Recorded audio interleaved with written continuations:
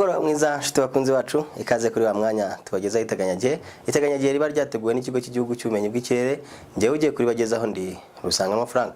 Turarebera hamwe uko umunsi w'ejo bizaba bimeze, turajya hanze y'imipaka y'u Rwanda ndetse turaza kureba no mu mijyi igiye itandukanye hirya no hino ku isi.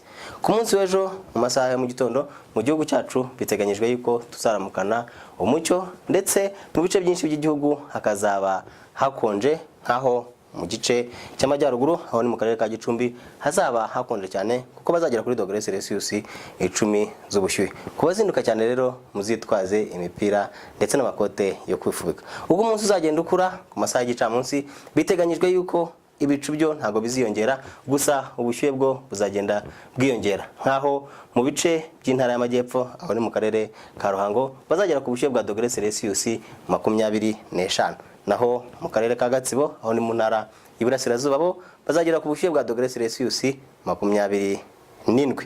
Gusa muri rusange mu gihugu bazagira ubushyuhe buzaba ari bwinshi. Ubwo rero abazifuzwa mu gitondo muzakuramo amakote ku masaha y'igicamunsi.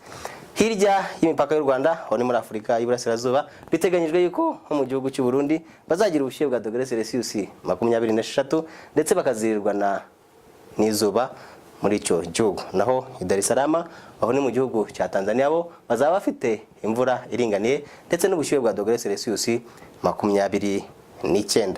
Hirya ya Afurika y'Iburasirazuba ariko nanone tukiri muri Afurika biteganyijwe yuko nko mu gihugu cya Cote d'Ivoire aho ngaho ni i Abidjan bazirirwa ibicu biringaniye ndetse n'ubushyuhe bwa °C 29. Mu mijyi igiye itandukanye hirya no hino ku isi biteganyijwe yuko nko mu gihugu cy'Uburusiya bazagira ubushyuhe bwa °C 23 bakazirirwa n'ibicu biringaniye. Nko mu gihugu cy'Ubushinwa i Beijing bazirirwa ibicu byiganje ndetse n'ubushyuhe bwa °C 28.